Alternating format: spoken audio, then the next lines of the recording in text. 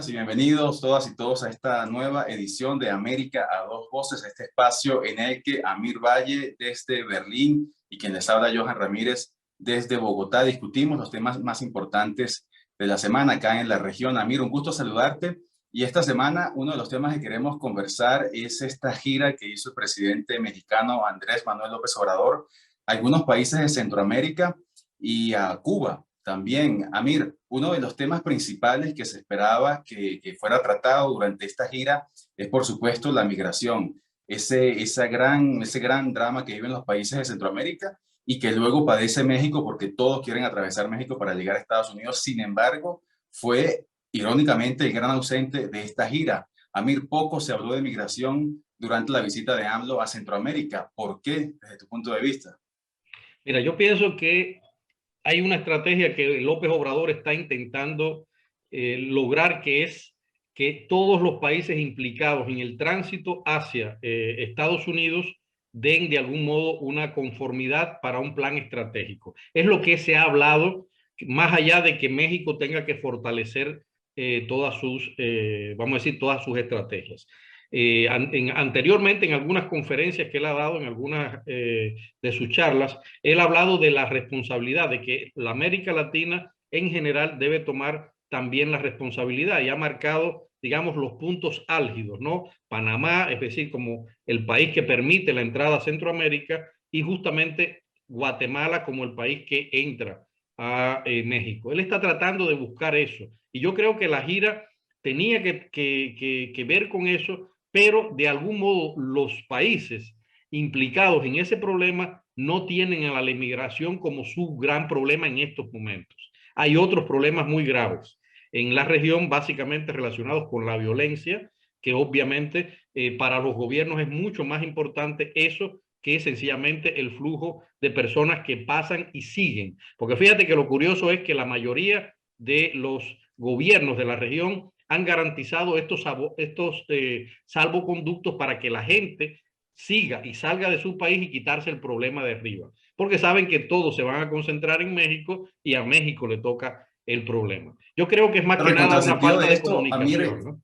el contrasentido de esto es que decías que estos países en América Central tienen la violencia como como su prioridad, digamos, el principal tema a resolver, pero irónicamente es la violencia uno de los orígenes de la migración, es decir, muchos de estos migrantes van huyendo precisamente de la violencia. Entonces, si quieres justamente resolver el tema de la migración, es decir, no puedes aislar un tema del otro. Migración y violencia están conectados. Y esto, Amir, yo también pensaba, Kamala Harris estuvo también hace poco en América Central, prometió un paquete enorme de inversión en estos países, $1 billón a través de numerosas empresas, porque justamente tratar de reactivar, de relanzar la economía en estas regiones, tratar de luchar contra la pobreza para generar empleo, va a evitar un flujo migratorio mayor. Pero eso es interesante lo que tú dices. Mira, estos países todos van dando salvoconductos, van otorgando visas, van abriendo corredores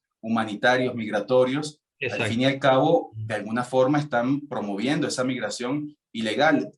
No tiene mucho sentido. Todos llegan entonces luego a México y se quedan represados en Tapachula durante meses, porque allí sí sabe México que no los puede dejar pasar, porque si los deja pasar, llegan a la frontera norte y ahí el problema lo va a tener México con Washington. Exacto. Y hay algo que también entra en la fórmula que uno lo tiene que, digamos, que manejar en problemas de estrategia política de AMLO ahora con esta nueva cara hacia la región, que es el hecho de que, por ejemplo, a los países como Nicaragua, Venezuela y Cuba les conviene ese éxodo migratorio.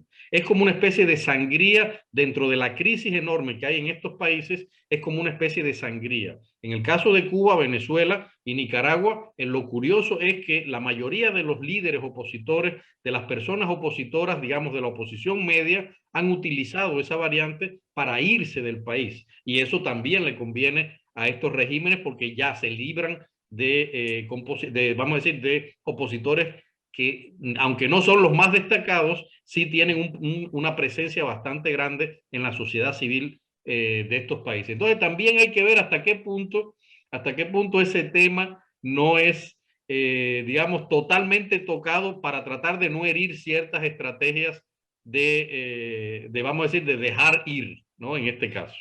Pero ¿a qué te refieres exactamente, Amir, cuando dices que a estos regímenes les conviene ese flujo migratorio? Mira, normalmente en el caso de Cuba, desde la época de Fidel Castro, se consideraba que la salida de una gran cantidad de cubanos del país, de algún modo se iban a ir las personas que no querían estar en el país. Y muchos de ellos, repito, eran personas que de algún modo hacían oposición en barrios, en escuelas, en centros de trabajo, hacían la oposición y eso al régimen le conviene porque es como una especie de respiro y en medio de una crisis tan grande, te pongo un caso bastante conocido en el gran éxodo del Mariel, el propio Fidel Castro dijo que se vayan, no los queremos aquí. Es decir, ¿por qué? Porque sabía que se estaba librando de un grupo de plagas, como él las llamó Claro. en ese momento, ¿no? Claro, y es lo que hace Lo mismo ha ahora. dicho Ortega, es decir, cuando Ortega en algunas Exactamente. veces lo han entrevistado, ha dicho exactamente lo mismo, ¿no? En Venezuela también hay, no lo dice directamente, pero también existe ese criterio, ¿no? Creo que es Sí, te iba a hablar justamente de Nicaragua y de Daniel Ortega, de cómo ese éxodo, ¿no?, permite que la disidencia se fracture, que los liderazgos opositores se debiliten, porque esos líderes pues se autoexilian, ¿no?, se dejan el país, entonces pues la oposición queda acéfala, entonces tienen que surgir nuevos liderazgos que luego los meten en la cárcel, tienen que surgir otro, entonces de esa forma vas debilitando la oposición. Ahora, Amir, de esta visita de AMLO a Centroamérica, yo creo, para mí lo más interesante fue la visita a Cuba, ¿no? Uno se pregunta qué gana AMLO visitando a un régimen, a una dictadura, qué gana AMLO visitando a Díaz-Canel en estos momentos, por qué le interesaba al presidente mexicano visitar La Habana. Yo voy a ser el portavoz de algunos colegas mexicanos, periodistas que hemos comentado sobre el tema. En su opinión, ellos creen, y yo pienso también lo mismo, que AMLO está, primero, no ha podido cumplir ninguna o la mayoría de las promesas que hizo durante la elección y ahora él está abocado a crear campañas estilo barrio adentro en Venezuela, ese tipo de trabajo. Es decir, un trabajo más social dirigido a los grandes sectores que son depauperados, que están despauperados en México. Y obviamente la experiencia de Cuba es vital. Por esa razón, si tú te das cuenta, lo que más han anunciado de su visita a Cuba ha sido precisamente los convenios en materia de colaboración médica y el hecho de que va a contratar a 500 médicos cubanos para ir a México, un país que, por cierto, no es de los más atrasados en medicina en la región. Es decir, por esa razón estamos pensando mucho de que él lo que está tratando es en el periodo que le queda de elección, ahora que ganó entre comillas, el Bueno. revocatorio, sencillamente está tratando de reforzar el trabajo con aquellos sectores que él sabe que le pueden no garantizar a él porque no existe la reelección en México, sino garantizarle a su partido y a su propuesta política una permanencia en el poder. Creo que eso es lo fundamental. Claro, yo creo que, bueno, este referendo, solamente para hacer un paréntesis, yo creo que no lo ganó, fue un descalabro total, ¿no? O sea, de principio a fin, eso ya era un descalabro anunciado. Ahora, también estoy de acuerdo con lo que dices, Javier, en el sentido de que yo creo que esta visita a Cuba Cuba siempre ha sido un poco un comodín, ¿no? Para México y para otros países de la región.